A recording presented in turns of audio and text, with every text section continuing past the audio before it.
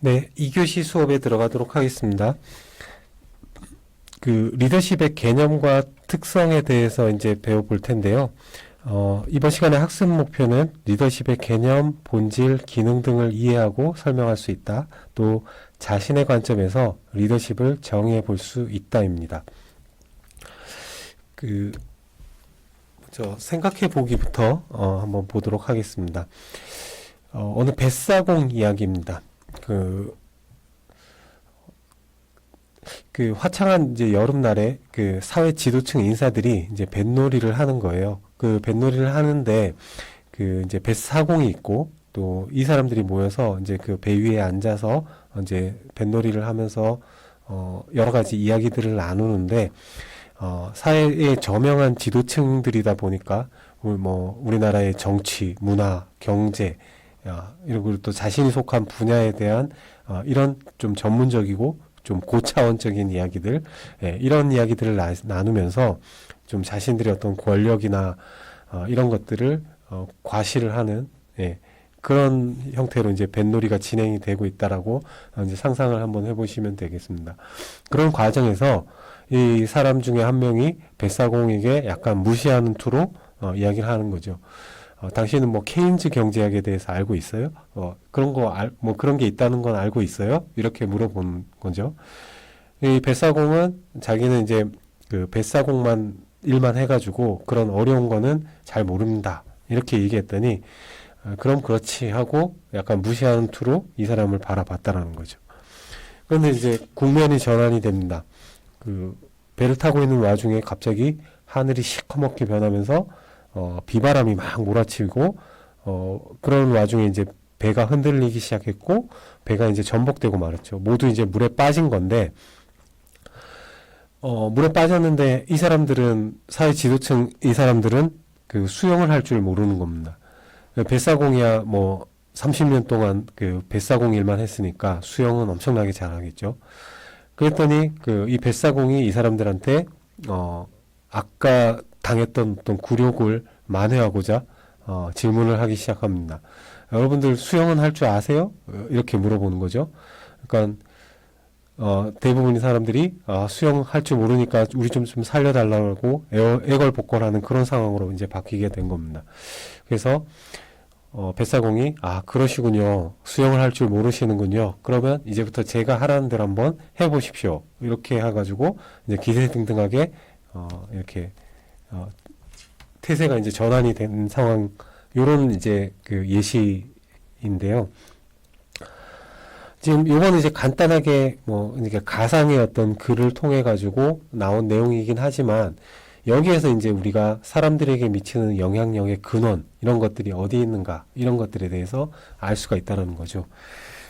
사람들에게 영향을 미치는 요소들은 굉장히 많습니다. 굉장히 많은데 여기에 등장했었던 예는 일종의 전문성이라고 할 수가 있겠죠. 케인즈의 경제학이 됐던 정치, 문화, 사회 분야의 전문성을 가지고 있고, 고도의 어떤 권위를 가지고 있기 때문에 이 사회 지도층이 됐을 거라고 생각이 되거든요. 그렇지만 이제 현실 세계 속에서 또 이 수영 또는 생존 이런 것과 관련된 전문성은 이 사람들이 뱃사공보다 더 낫다는 거죠. 그러면 우리는 내가 지금 부족한 부분을 더 잘 알고 있는 사람들이 하는 말, 또 하는 행동에 대해서 따르고 복종할 수밖에 없는 거죠. 그죠? 대표적으로 한번 이런 예를 또 한번 생각을 해보시기 바랍니다. 아침 TV 방송에 보면 의사라든가 이런 사람들, 한의사, 의사 이런 사람들이 나와서 이렇게 하면은 이런 음식을 먹으면 건강에 좋아요. 또는 몸이 이렇게 아플 때는 이런 운동을 하고 이런 치료를 받는 것이 좋습니다. 이런 이야기들을 하는 방송들이 많이 있습니다. 무슨 마당 이런 것들도 있고요. 거기에서 보면 사람들이 방청석에서 항상 이런 말들이 나오죠. 이런 리액션들을 하는데 하는 그 리액션들이 의미하는 바가 뭘까요? 바로 그 사람의 말에 순응하고 복종한다라는 의미입니다. 그렇군요. 앞으로 제가 그렇게 해봐야 되겠어요. 라는 그런 의미들을 담고 있죠. 그래서 이런 그 전문성을 가지고 있는 사람들이 하는 말 한마디 한마디는 힘을 갖습니다. 왜? 그 사람이 그 분야에 있어서 전문가고 잘 알고 있기 때문에, 알고 있을 거라고 생각하기 때문입니다. 리더십은 바로 이런 그 영향력을 미칠 수 있는 근원이 어디에서 나오는가, 또 그런 것들을 통해서 어떤 특징을 보이고 있는가, 예, 어떻게 나타나고 있는가, 이런 것들을 연구하는 학문입니다. 요 간단한 사례가 우리가 리더십을 배우는 중요한 목적들을 안내해 주고 있다. 이런 차원에서 이 생각해 보기의 글을 가지고 왔으니까요. 한번 천천히 한번 읽어보시면서 리더십이라는 것이 도대체 무엇인지 여기에 대해서 한번 생각해 보시기 바랍니다. 아울러서 이번 학기 내내 거기에 대해서 한번 생각을 해 보셔야 됩니다. 리더십이라는 건 무엇이고 우리가 교육 조직에서 발휘해야 될 리더십은 어떤 모습이어야 될까? 이런 것에 대해서 한번 끊임없이 한 학기 동안 고민해 보시는 그런 시간을 가지셨으면 좋겠습니다. 그럼 본격적으로 이론에 대해서 한번 배워보도록 하는데요. 첫 번째 이제 리더십의 개념과 관련된 부분입니다. 어떤 그 과목들을 배우실 때 그 해당되는 과목의 첫 시간에 항상 뭐에 대한 개념 이런 것들을 다루죠. 어떤 과목이든 간에 아마도 뭐 그것을 주장하는 학자들의 수만큼 정의가 굉장히 많고 개념이 많기 때문에 딱 한마디로 정의 내리긴 어렵다. 예, 이런 표현들을 많이 들으실 텐데 리더십도 마찬가지입니다. 리더십을 어떤 관점에서 어떻게 접근하느냐에 따라서 우리가 생각하는 리더십은 다양한 형태로 존재할 수 있고 다양한 형태로 사람들이 이해할 수가 있습니다. 그렇지만 여기 나와 있는 내용들은 뭐 약간 평균적인 의미에서 제가 정리한 내용이니까 한번 생각을 한번 해보시기 바랍니다. 일반적으로 리더십은 주어진 상황에서 조직의 목표를 효과적으로 달성하기 위해 조직 구성원 개인 및 집단의 활동에 영향을 미치는 지도자의 행위, 이렇게 정의를 내려볼 수가 있는데요. 여기에 이제 몇 가지 이제 살펴보아야 될 말들이 있습니다. 주어진 상황에서 항상, 그러니까 언제나, 그러니까 어느 시기나 어떤 장소나 어떤 시대에서나 어떤 시간에서나 제가 다 했나? 어떤 시간, 어떤 시대, 어떤 시간, 어떤 장소에서나 효과적인 리더십이라는 것은 존재하지 않습니다. 항상 주어진 상황과 맥락 속에서 리더십을 고려해야 된다라는 그런 의미를 담고 있기 때문에 이 주어진 상황이라는 건 바로 그런 것을 의미하고요. 그 다음에 무엇을 달성하기 위해, 조직의 목표를 효과적으로 달성하기 위해, 예, 궁극적으로는 리더십을 발휘하는 궁극적인 목표는 조직의 목표를 달성하기 위함입니다. 그런데 조직의 목표를 그냥 달성하는 것이 아니라 효과적으로 달성한다라는 거죠. 어떻게 하는 게 효과적인 거라고요? 예, 조직의 목표도 달성하면서 개인들이 가지고 있는 목표들, 예, 이 두 가지를 모두 달성하는 겁니다. 균형적으로. 조직의 목표라고 하면 생산성, 효율성, 예, 이런 개념들이 여기에 해당이 될 수가 있고요. 개인의 목표라면 욕구, 동기, 인간관계, 이런 것들이 있겠죠. 뭐 욕구라는 말 안에는 뭐 자아실현이라든가 자기개발 이런 표현들도 거기 안에 다 들어갈 수가 있고요. 예, 이런 것들입니다. 그러니까 개인들이 가지고 있는 목표들도 달성하게끔 하면서 궁극적으로는 조직의 목표를 향해서 나아갈 수 있도록 만드는, 이것이 바로 이제 효과적인 리더십이라는 거죠. 조직의 목표를 그냥 달성하는 것이 아니라 효과적으로 달성하기 위해서 하는 행동이다. 그리고 누구에게 영향을 미치느냐? 조직 구성원 개인뿐만 아니라 집단, 네. 개인과 집단에서 하는 활동에 영향을 미치는 거고, 마지막으로 지도자의 행위이다. 근데 이 지도자가 단수일 수도 있고 복수일 수도 있습니다. 그죠? 그 주어진 상황 속에서 리더 역할을 하는 사람들의 어떤 행위, 예, 이게 바로 리더십이라는 거죠. 사실 요 정의 안에 그 리더십의 거의 중요한 모든 것들이 다 담겨져 있습니다. 그래서 평균적인 의미에서 우리가 보통 리더십이라는 것은 이렇게 의미를 하고요. 여기 앞에 이게 그 주어진 상황 안에 이제 교육적 상황이라고 하면 우리는 이제 이것을 교육 리더십이라고 이해할 수가 있겠죠. 리더십은 크게는 세 가지 의미로 표현이 됩니다. 시도된 리더십, 성공적 리더십, 효과적 리더십. 우리가 궁극적으로 찾고자 하고 지향하는 것은 이거라 그랬죠. 효과적인 리더십. 시도된 리더십은 뭘까요? 말 그대로 리더가 그 부하의 행위에 영향을 미치기 위해서 시도한 행위 그 자체를 의미합니다. 그러니까 어쨌거나 어떤 조직의 어떤 리더가 구성원들에게 어떤 영향력을 행사하는 것이기 때문에 우리는 이것을 리더십이라고 이야기는 합니다. 그렇지만 이거는 의미를 조금 더 부여하자면 시도한 수준의 리더십이다라는 거죠. 시도한 그 자체에 초점을 맞추는 리더십을 의미하고요. 성공적 리더십이라는 것은 그렇게 시도한 리더십에 의해서 리더가 원하는 결과, 성과가 나타나는 것, 즉 부하들에게서, 구성원들에게서 그 리더가 기대했었던 어떤 행동들이 나타나게 되는 경우 우리는 그것을 성공적인 리더십이라고 합니다. 전통적인 리더십에서는 이런 성공적인 리더십을 강조를 했습니다. 여기에 좀 더 의미를 두었다고 볼 수가 있는데요. 아까 정의에서도 살펴보았듯이 우리가 찾고자 하는 것은 효과적 리더십이라고 말씀을 드렸었죠. 그래서 지도자가 원하는 바도 실현이 되는 동시에 부하들, 구성원들의 목표나 목표들도 달성이 되는, 의도들도 달성이 되는 이런 것들입니다. 그러니까 지도자도 만족할 수 있고 구성원들도 만족할 수 있는 그런 리더십이 바로 효과적 리더십이라고 할 수가 있고요. 우리가 이번 15주 내내 우리가 궁극적으로 찾고자 하는 리더십은 바로 이 효과적 리더십이다라고 다시 한번 강조를 드리겠습니다. 리더십에 이제 리더십이란 말을 쓸 때는 우리가 그 몇 가지 이제 전제가 거기 안에 내포가 되어 있다 이렇게 이해할 수가 있는데요. 첫 번째는 최소한 두 사람 이상의 관계를 의미합니다. 자기 혼자서 발휘하고 자기 혼자서 하는 리더십, 이건 사실 없는 건 아닙니다. 최근에 뭐 셀프 리더십이라고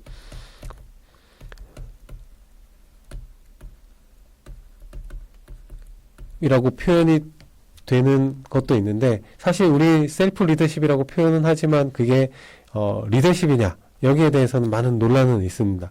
그렇지만 이 경우를 제외하고는 대부분의 리더십은 두 사람 이상의 관계, 즉 영향을 미치는 사람하고 영향을 받는 사람, 네, 최소한 이 두 명의 관계를 전제로 하고 있다. 그리고 조직 내에서 영향력과 권력, 이런 것들이 불균등하게 배분되어 있는 상태다라는 거죠. 결국 하나의 어떤 물의 흐름, 이런 것을 생각해 보시면 되는데요. 물이 한쪽에서 한쪽으로 흐르려면 어느 한쪽과 둘이 똑같으면은 물이 안 흐르죠. 예를 들어 평평한 곳에 물을 떨어뜨렸을 때 그게 완벽하게 균형을 갖추고 있다면 물은 그 제자리에 고여 있을 겁니다. 그죠? 그러나 어느 한쪽으로 기울어지게 되면 그 기울어진 방향 쪽으로 물이 흐르게 되어 있죠. 이 영향력과 권력이라는 것, 그 말 그대로 힘이 불균형 상태가 있어야 어느 한쪽으로 그 영향을 주게 되는데, 이게 어떤 권위에 의해서 또는 합법적인 과정에 의해서 주어질 수도 있고 또 강압적으로 주어질 수도 있는 거죠. 리더십은 이 모든 것들을 다 포괄하는 개념인데, 여튼 이 영향력과 권력이라는 것이 어느 한 사람에게 또는 여러 사람들에게 약간 주어져 있고, 그렇지 못한 사람들도 존재를 해서 이런 권력과 영향력이라는 힘에 의해서 영향을 받게 되는 이런 관계가 내포가 되어 있어야 됩니다. 그래야 우리가 이제 리더십이란 말을 쓸 수가 있다라는 거고요. 그 다음에 집단의 영향력을 발휘할 수 있는 권위를 가진 공식적인 지도자가 존재를 한다라는 것도 입니다. 말 그대로 지도자가 있어야 되겠죠. 두 사람 이상의 관계를 내포하고 있고 그 중에 적어도 한 사람은 공식적인 권위를 가진 지도자가 있어야 된다는 겁니다. 이 공식적인 권위를 가진 지도자, 뭐 예를 들어서 규정이나 뭐 이런 것을 통해서 우리는 뭐 사장, 뭐 부사장, 뭐 전무, 상무 이런 식으로 직책을 주고 그 하위 직급에 있는 사람들이 그 상위 직책에 있는 사람들의 어떤 말이나 명령 이런 것들에 따르게 하는 이런 것들이 기본적으로 합법적으로 주어져 있는 그런 상황이다라는 거고요. 마지막으로 추종자들이 영향을 받는 것에 대해 동의하고 있다는 것이 전제가 되어 있습니다. 그게 완전히 완벽한 만족스러운 상태에서 동의가 되든 굉장히 불만족 상태에서 동의가 되든 기본적으로는 그 영향력을 어느 정도 받는 것이 전제가 되어 있어야 리더십이라는 말을 논의를 할 수가 있다는 거죠. 그래서 리더십이라는 말은 이렇게 크게 보면은 네 가지 요소들이 기본적으로 전제가 되어 있는 용어다. 이렇게 보시면 되겠습니다. 그 다음에 그 리더십의 본질이 무엇이냐? 리더십, 그러니까 추종자들에게 영향을 미치는 힘. 이걸 우리는 이제 권력과 권위 이렇게 나눠볼 수가 있는데 권력이라는 것과 권위를 가장 구분하는 가장 중요한 기준은 바로 자발성의 여부입니다. 자발적으로 복종하느냐 아니면 강제적으로 복종하느냐.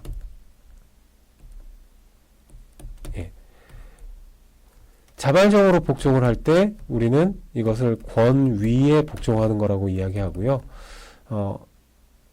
강제적으로 복종할 때 우리는 권력에 복종하는 거다. 이렇게 표현을 한다라는 거죠. 여기 나와 있는 내용은 바로 그런 의미인데요. 권력이라는 것은 자신의 지위 또는 자신의 세력 이런 것들을 이용해서 자신의 의지대로 행동하도록 강제하거나 지배하는 그런 능력을 의미합니다. 그래서 우리가 뭐 예전에 이제 독재 정권이나 또는 소통하지 않는 정부들의 형태들을 보면 이 사람들은 자신들이 가지고 있는 힘, 공권력이라든가 이런 것들의 힘을 가지고 강제로 복종하게끔 만드는 그런 형태로 영향력을 행사하고 있습니다. 우리는 그것도 리더십이라고 이야기를 합니다. 반면에 권위는 개인의 그 리더가 미치는 영향에 대해서 기꺼이 그 의지대로 행동하게끔 하는 기술을 말합니다. 사람들이 자발적으로 나는 그렇게 해야 될 것 같아라고 동의를 하면서 그런 리더가 원하는 어떤 행동을 하게 하는 그런 힘. 이건 바로 권위라고 할 수가 있는데 막스 베버는 이 권위에 기초한 조직이 효과적이고 생산적이다라고 보면서 관료제 이론을 제시를 했었었죠. 이 권력과 권위의 문제, 또 권위에 기반한 조직의 관리나 운영 이런 것들은 베버의 그 관료제 이론에서 나왔었던 내용이다. 이렇게 보시면 되는데 우리가 관심 있어 하는 부분은 이 좀 더 무게 중심을 두고 관심 있어 하는 부분은 바로 이 권위고요. 그렇다고 권력을 저희들이 무시하거나 또는 뭐 소외시키거나 그러지는 않을 겁니다. 왜? 이것도 리더십의 한 중요한 부분이기 때문입니다. 리더십이 가지는 몇 가지 기능이 있습니다. 첫 번째는 조직의 목표를 설정하는 기능입니다. 지도자는 이런 지도성이 곧 리더십이죠. 같은 말입니다. 리더십은 영어고요.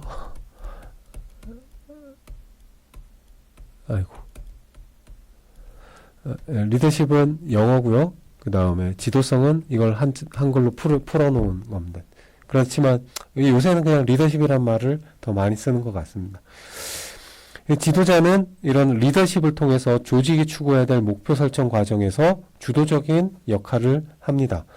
그래서 우리가 달성해야 될 목표가 무엇이다. 또 그런 목표를 달성하기 위해서 어떤 과제들을 해야 되느냐. 예, 이런 것들을 제시할 수 있어야 되는 거죠. 그래서 우리가 흔히들 리더들은 비전과 목표를 가지고 있어야 되고 이런 비전과 목표를 구성원들에게 제시해 줘야 된다. 예, 이런 표현들을 많이 쓰는데 그게 바로 조직 목표를 설정하는 기능과 관련된 리더십의 중요한 기능을 나타내는 말들이다. 이렇게 보시면 될 것 같습니다. 두 번째는 조직 과업을 달성하는 기능입니다. 그러니까 단순하게 관리하는 차원을 넘어서 조직 구성원들이 자발적으로 약간 만족을 하면서 기꺼이 자신들이 맡은 과업에 종사할 수 있도록 영향을 미치는 기능. 이게 바로 또 리더십이 해야 되는 중요한 기능입니다. 그래서 뭔가 목표의식이 분명하고 비전을 확실하게 가지고 있는 리더들은 무엇을 해야 될지 명확하게 알기 때문에 사람들이 그 명확하게 해야 될 그 일을 제대로 잘 하고 있는지를 끊임없이 살펴보면서 독려하고 또 때에 따라서는 야단을 치기도 하고 때에 따라서는 격려를 하기도 하고 하면서 그 과업이 온전하게 달성이 될 수 있도록 옆에서 영향력을 미치게 되죠. 이런 과업들이 하나하나 모여서 하나의 비전과 목표 이거를 달성해 나가게 되는 것이니까요. 그래서 조직의 과업을 달성하는 기능도 리더십이 발휘되면서 나타나는 중요한 기능 중에 하나입니다. 세 번째는 조직을 유지시키고 발전시키는 기능입니다. 지도자는 리더십을 발휘해서 조직 구성원들의 인화를 조성하고 응징력을 높여서 조직을 유진시키고 발전시키는 역할을 해야 됩니다. 그러니까 특히나 이제 위기 상황이나 이런 것들이 왔었을 때 조직은 기본적으로 생존하는 것이 목표입니다. 뭐 조직이 가지고 있는 추구하는 다양한 비전과 목표가 있다 하더라도 기본적으로는 조직 자체가 생존하는 것이 가장 1차적이고 기본적인 목표입니다. 그 조직이 기본적으로 그 생존하기 위해서 필요로 하는 부분들, 이런 부분들을 조직 구성원들을 잘 인화시키고 응집력을 높이게끔 해서 유지시키는 기능을 하고 나아가서는 조직이 한 단계 더 발전할 수 있도록 옆에서 독려하는 그 기능이 바로 리더십이 가지고 있는 기능인데요. 어떻게 보면 첫 번째, 두 번째, 세 번째 기능은 다 연결되어 있습니다. 뭐 뒤에 것도 마찬가지고요. 네 번째는 환경에 대한 적응 기능입니다. 지도자가 조직 내용의 상황에 대처해서 문제를 해결하고 외부 환경에 적응해 나가는 기능, 이런 것들을 말합니다. 상황이라는 것은 조직 내 상황이 있을 수 있고요. 조직 바깥에 존재하고 있는 상황이 있을 수가 있습니다. 이 조직 내 상황에서 뭐 예를 들어서 갈등 상황이 벌어질 수도 있고요. 또는 어떤 문제 상황이 발생할 수도 있습니다. 이때 리더가 이거는 우리가 흔히 이야기하는 매뉴얼에 없는 상황들이거든요. 그럼 매뉴얼에 없는 상황들이 나타났을 때 리더가 어떤 영향력을 미쳐서 그런 문제들을 해결하거나 갈등들을 원만하게 조정을 하거나 해결하거나 하는 이런 것들이 기본적으로 조직 리더들이 해야 되는 거고요. 나아가서는 그 외부 환경에 대한 적응 또는 심지어 나아가서는 외부 환경을 바꾸는 이 역할을 하는 것이 또 리더십의 중요한 기능입니다. 교육부로부터 교육청으로부터 어떤 정책이나 제도에 관련된 지침을 받았을 때 그때 이제 학교 현장에서 혼란이 발생할 수도 있고 또는 뭔가 체계, 기존에 해오던 안정적인 체계에 변화를 도모해야 되는 상황이 올 수가 있을 텐데 이때 이제 리더가 이런 상황들을 원만하게 잘 정리를 해 나가면서 또 발전적인 형태로 조직을 바꿔 나가느냐, 이게 바로 리더십이 해야 되는 가장 중요한 기능 중에 하나다라는 거죠.